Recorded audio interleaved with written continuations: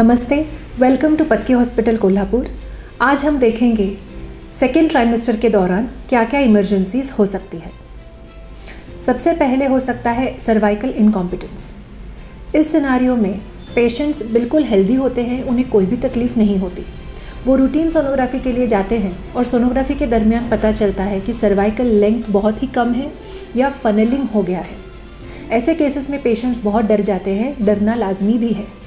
ऐसे केसेस में जल्द से जल्द सर्वाइकल एनसर्कलाज यानी बच्चेदानी के मुंह को टाँका डाला जाता है और आपको फ़ौरन बेड रेस्ट करने के लिए कहा जाता है। इसके साथ साथ टैबलेट्स और हार्मोनल इंजेक्शंस भी दिए जाते हैं।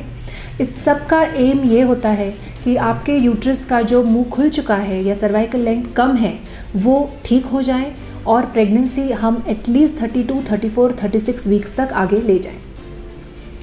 दूसरी इमरजेंसी होती है जब सोनोग्राफी में पता चलता है कि कोई कंजेनाइटल एबनॉर्मलिटी हो। 18 वीक्स के दौरान जो स्कैन किया जाता है, जिसे हम एनॉमली स्कैन कहते हैं, ऐसे होता है कभी कभी कि उस स्कैन के दरमियान ये पता चलता है कि बेबी में कोई बड़ा डेवलपमेंटल एबनॉर्मलिटी है। अगर ये एबनॉर्मलिटी बहुत ही बड़ा है जो ठीक नहीं हो सकता, तो इसका एक ही हल है, ये प्रेगनेंसी हमें टर्मिनेट करनी होगी। लेकिन कई बार छोटी छोटी एबनॉर्मलिटीज़ दिख जाती है जिससे पेशेंट बहुत डर जाते हैं। जैसे हो सकता है echogenic focus in left ventricle हो या कोरॉइड प्लेक्सस सिस्ट्स हो या कभी कभी ब्रेन डेवलपमेंट 18 वीक्स में थोड़ी सी कम दिखती है। ऐसे केसेस में आप डरिए मत। 4 हफ्तों के बाद दोबारा ये स्कैन हम रिपीट करते हैं, दोबारा हार्ट भी डिटेल में देखते हैं और फिर आपको आगे की सलाह दी जाएगी।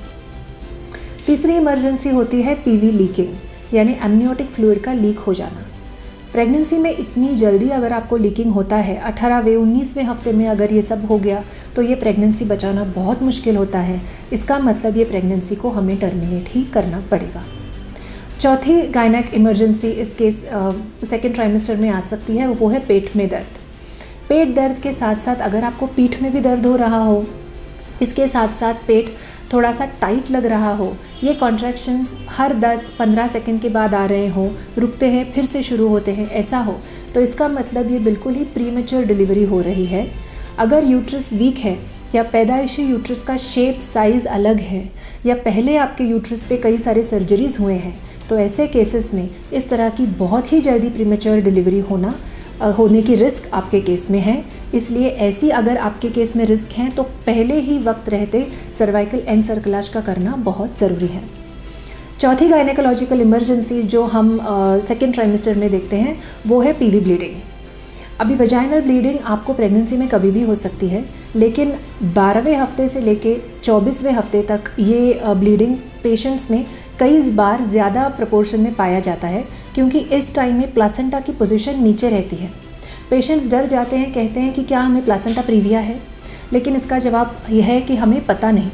अगर 24वें हफ्ते के बाद दोबारा सोनोग्राफी करके पता चले कि प्लासेंटा नीचे हैं तो ही हम उसे प्लासेंटा प्रीविया कहते हैं।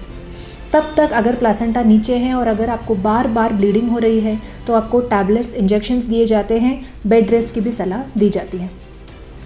इसके साथ साथ नॉन प्रेगनेंसी रिलेटेड इमरजेंसीज भी ये इस दौरान आप में हो सकते हैं, जैसे कि रीनल स्टोन यानी यूरिनरी स्टोन हो सकता है, गॉल ब्लैडर का इन्फेक्शन हो सकता है, अपेंडिसाइटिस हो सकता है, यूरिनरी इन्फेक्शन में भी पेट दर्द होना कॉमन है।